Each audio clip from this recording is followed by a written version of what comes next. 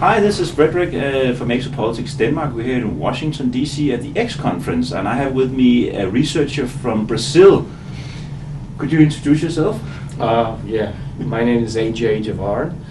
I'm 48 years old. I'm the editor of the Brazilian UFO magazine, which is the longest living regular UFO magazine in the world now. Okay. It's 27 years old. And I've been dedicating myself entirely to ufology for almost 30 years, Okay. doing all sorts of research of cases in Brazil, and especially letting people know what is going on through the magazine, of course, our website, ufo.com.br, and the conferences that I try to give everywhere I am invited to information. The one you mentioned about from 1986, could you elaborate a little bit on that one? What happened that night? Well, that night was fantastic. That was when the complete military structure in Brazil was put on full alert, because on that night, starting about 10:30 at night, few balls of light, UFOs, were seen here and there, especially over São Paulo, which you know is one of the largest cities in the world. So is Rio de Janeiro, and the balls of light, they were over São Paulo, Rio, and a few other towns like São José dos Campos, Goiânia, Belo Horizonte, Brasília. And you know, those objects were spherical and 100 meters in diameter, which is a huge thing. And they were 21 objects. Now, can you imagine? How many observers do you think? We have thousands of Okay. observers all over the country, especially Okay. in the southeast region. But the thing was, those objects were detected by radars. Our entire defense system and air traffic control were all activated to detect this object, and seven jet fighters were scrambled to pursue this object, and eventually some of the jet fighters become pursued by the object. That was a dogfight that lasted a few hours just above the major cities of Brazil. It's really something. Did the plane shoot at UFOs? Or? No, No. they were fully armed, like they are supposed to be, you know. But their orders were only to try to get as close as possible to get a positive confirmation, identification of the objects. And the identification was that we don't know what the hell is that. This is what they reported to their superiors. Now, this case is very important also because there were radar detection on the ground at the airplanes, all simultaneously with sightings made in the ground, on the ground, and the sightings made by the pilots. So all sorts of confirmations. We also had the top-ranking military in the air at that precise moment and that precise place where it all was happening. And he was asked by the authorities, he was an authority himself, to take a look at what those lights were, and he tried to. And so it became such extreme situation, that in the other morning, the Minister of Defense in Brazil, he had to go, the Minister of Aeronautics, he had to go public. He went on TV networks and said, we have to tell you that last night we have a very serious incident in our skies. Some objects, of course he didn't say extraterrestrial objects, but some objects were detected by our radars and chased by our jets. Situation is under control, and we are going to issue a report about it in 30 days. How did the newspapers and the media handle the situation? Was there any ridicule or? No, it was first page news all over the country, because even the pilots and their superiors all involved in this process of detection and pursuing. They gave a press conference where they could answer to the questions from the press, and they're very skilled, experienced pilots, so they were taken very seriously. This was a matter of national seriousness. Well, how many pilots has stepped forward to talk about the experiences? All of them, All except of them. by one. Okay. except but all of them, including their superiors, their commanders, all of them. This is why we call this official UFO night in Brazil, following, because there was an official involvement and there was an official admission of what happened. However, the report that was promised for 30 days, we never saw it until a few months ago. Okay. It was issued, of course. It is a 7 to 8 pages full report where everything is put there. Actually, this is the summary of the report that was sent to the minister, and the report with all the details is much thicker. Both material have been disclosed officially by our government. And in this material, you can read clearly the conclusion of the Brazilian Airspace Defense Command. It is the objects were solid and were under some sort of intelligent control. So would you say there is more openness in South America and Brazil from the authorities towards this issue, or? I would say so. If you compare to United States, definitely much more openness in Brazil. If you take a look at South America, it includes also Central America and Mexico. All countries, or most of the countries in this region, are more open to the subject. See, for example, Brazil is the first country ever to admit that UFOs exist. It happened in 1954. It was a declaration made by a top-ranking military in Brazil named Coronel João Adil de Oliveira. At the time, he came to the United States to exchange information with the military from the United States, and he got back to Brazil, and in Rio, he assembled a team of military, invited the press, invited members from the society, invited selected military from all over the country, and it was historical. And he said, UFOs are serious, and they are not from this planet. We are investigating this. This happened in 1954. It was precisely when the United States was implementing the most aggressive politics of silence, trying to silence everybody here. In Brazil, we're having this public declaration by a top-ranking military. Now, from that moment on, we have had other occasions in which military have come forward to say something about it. We now know that we had several projects to investigate UFOs, and not necessarily secret. Half secret, or let's say they were discreet, right? But not precise, not exactly secret. Now, it's not only Brazil. Uruguay, which is one of the smallest countries in South America, Uruguay has a committee for UFO research on an official basis since 1979. Chile since 1997. Peru since 2001. Ecuador we know that it's from 2002 or 2003.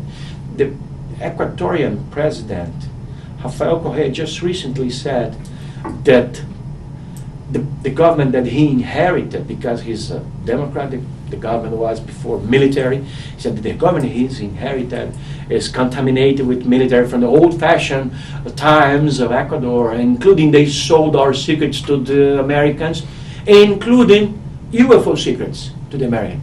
He said it. That his military, the guys that he found, and when he took the cabinet, when we took the administration, he said that this military have sold UFO secrets to the United States. Now this is going on in South America. It's very funny. Do you know of any crashes in South America where the U.S. has been involved, like in the recovery of the craft? Well, in general, U.S. military are involved in crashes all over the world. Whenever there is something, South Africa, they are there. Asia, they are there. Anywhere in the world, they will be there. In South America, is not different. We had several cases of UFO crashes in Brazil. Not only UFO crashes, but also when we had serious UFO activity, they were there.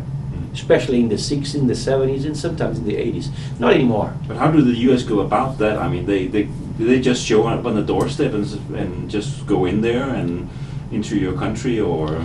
You know that most countries in the world, they are politically oriented to the United States, so in exchange for favors and things like that. Well, I'll summarize this with something that I heard from a general, brigadier general in Brazil a couple months ago. I asked him if by the time that UFOs were being officially investigated in the Amazon in 77, I mean from September to December 77, did the Americans have anything to do with the investigations that were going on in the jungle, in the Amazon? And he said, of course. At that time, if it wasn't for the Americans, we wouldn't have gas and tires for our airplanes. We couldn't fly them. So we have to give them anything they wanted. In exchange for favors, in exchange for parts, in exchange for everything. You know how United States policy is all over the world. Most countries contribute contribute to the United States. So in some other countries actually don't have the necessary expertise to deal with the UFO situation. They may invite U.S. military to help them. But it doesn't seem like that the Brazil is in line with U.S. policy on this issue. I mean, Brazil seems quite open now, and the U.S. is very closed still. Yes, so if you consider that publicly, but I'm afraid that still, when it comes to the hardcore of the UFO information, I mean, the real extreme information about it, most countries in the world are together, and they are obeying specific orders that may have been issued here in the United States. Yes. So right now in Brazil there is this disclosure. So is in Chile, so is in Uruguay, so is in Spain, so is in Peru, so is in Norway, in Denmark, I believe. Yeah, we have released some files, but there's no official statement saying that there is an ET presence. But all right, this is what is going on all over the world. You could say there's a gradual disclosure going on. I mean, yes. that would be one way to look at it. Yeah. The same in Brazil. We have like 5,000 to 6,000 pages now released, but there's nobody at the government said, all right, we recognize UFO exist and they come from another planet. No, this is not going to happen soon. Yeah. But we actually can't be that naive to believe that an officer from the Brazilian government or any other government will come forward and say, in front of the camera, say, hey, UFOs exist, they come from another planet, they are abducting us, they are doing whatever they want here. They're not going to do this. Actually, what they are releasing in anywhere is just the tip of the iceberg. What they are releasing in Brazil, some hard stuff, some very interesting stuff, together with a lot of papers. But it's only the tip of the very tip of the iceberg. It's going on all over the world because still, what is maintained is the military mentality that if it is something that we don't understand entirely, and worse, something that we can't control, let's not talk about it. Let's not say anything that will compromise our fragility towards this subject. This is the mentality that the military have. Also, reporting back to the case that I just described to you, the official UFO night in Brazil, I have interviewed several of the guys that were directly involved, including the man who was the commander of the 4th Brazilian airfield in São Paulo, who was that installation was the installation behind all the detections and everything. And then later on, the man was a minister of aeronautics in Brazil, and I interviewed him just last October, and he told me a lot of things. And I asked him, when the pursuits took place, what did you expect? Did you, after that, follow up an investigation about the nature of those objects? And he, as other military, also top-ranking military, told me before, said, no, we are only fulfilling our duties as military. If something like that happens anytime, we're supposed to do precisely what we did. We detecting the raiders, we send our jets to see what the hell is going on, to identify them, to make them land if necessary. But as the objects went away, there was no threat to the national security. Our jets came back, our pilots went home and had a nap and had a sleep. So our mission is accomplished. So this is how they think. There was no concern about the nature of the object on an official basis. There was, of course, some people who made questions and wanted to know and pursue the investigation about it, but the military just fulfilled the job. This is what they basically do. I would say that the UFO phenomena is the most important thing for every man and woman in this planet, because it's the only thing that shows us for sure that we are not alone in the universe. See, that what would be more important than that? Then we realize that our civilization is not the only one, that there are so many. Now we are trying to show this to people through our work for decades, but we have reached some success, we have achieved some success in our attempts. However, when the governments release their files that contain the same information, but on an official basis, it's huge, it's powerful. Plus, there are the collateral effects of the disclosure, because even though the disclosure is partial, the governments are not going to give us everything. Actually, they're not going to give us more than 10 or 20%, I believe. That's what's going on in Brazil. We got so far a few thousand pages, and we know that there are 12 tons, 12,000 kilos of papers. So what we got, a few hundred kilos, it's nothing. Perhaps not even a few hundred kilos, perhaps 100 or 200 kilos only. Right? It's nothing compared to what it is. So it's only the tip of the iceberg. But anyway, why do you think the government is holding back? Why is it that they will not give us 100%? Why is it? What are the incentives for doing that? My guess is that they are giving in drops and see how we react to it, how society react to it. So they will give more and more. It's a gradual. Well, why? What are they afraid of, or what's the rationale? Or you say? Because they are not releasing files. If they give all the information that they have, they will not be releasing files that say that UFOs exist. Why don't you just say that they're here? Why don't they say that? They will never do that. Why? Well, I think that it's because they, first of all, they still don't know what they are for sure. Now, it's different than, let's say, our President Lula. He just was just informed that he's receiving a committee of people from Denmark. Now, they're going to do all the diplomatic things to see that this gathering goes fine. But we Brazilians, or our president's team, is going to know everything that's going to happen in this talk that they're going to have with the Danish people that are coming to Brazil. But it's different when we don't know who the guys are. Well, we're going to have visits from other planets. Now, if you put this in the present sense or in the past sense, like we had visits from other planets. All right, but who are they? Oh, they're Danish, we know. They're Norwegian, we know. They're Portuguese, we know. But they're from other planet. We don't know anything about them. How could you possibly admit such a thing? So it would take a lot of guts, a lot of courage for any president, any prime minister in this world to go public with this. You see, what are the guys who are telling us that UFOs exist and they are from other planets? These are retired people who are no longer on office. When you have someone still on duty, still in office, he doesn't go as bold as we expect. So it's going to take a while. See, we have to realize that we are yet a very young society. We are yet to know almost everything that is about this planet, about the universe. We don't know anything. We just know very, very little. We have to evolve a little more. Do you think we're ready for disclosure?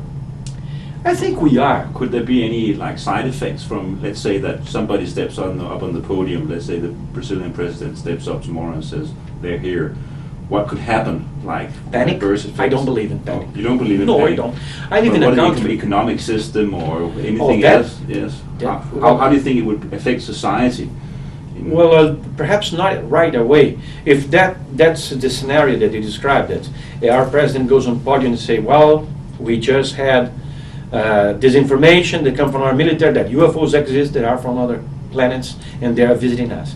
If this is only this, I don't think that there will be great implications. However, if it's something bigger than this, in several levels, there will be implications in everything. Now, when there is a complete admission that we have been visited by other advanced cultures for hundreds of years, for millennia, when this is totally understood and totally admitted, and this is what is real, we have been visited forever by so many different advanced civilizations. That's proved fact. When it happens, when it is completely accepted, admitted, then there will be changes in just about every corner of this planet. All our history books will have to be rewritten. Our sciences will have to be adapted. Our religions will have to adapt as well. Our industries, our elites, everything in the world has to change. And this is why there is no a global admission, a global admission of that we have been visited by other species. This is why it's not going to happen soon, unless something extraordinary happens. Like a really important sighting or a big sighting that can simply not be denied. Yes, on a global basis, something that cannot be denied anymore, cannot be hidden, cannot be disguised, something that everybody saw, it was on all over the papers. The governments will have to come forward and say, yeah. And then come the very embarrassing questions. How long have you known this? Yeah. Yes. How long? What were the reasons for not telling us? Yes. Or worse, excuse me, are you saying now that UFOs exist and they are visiting us from other planets, and that you know this?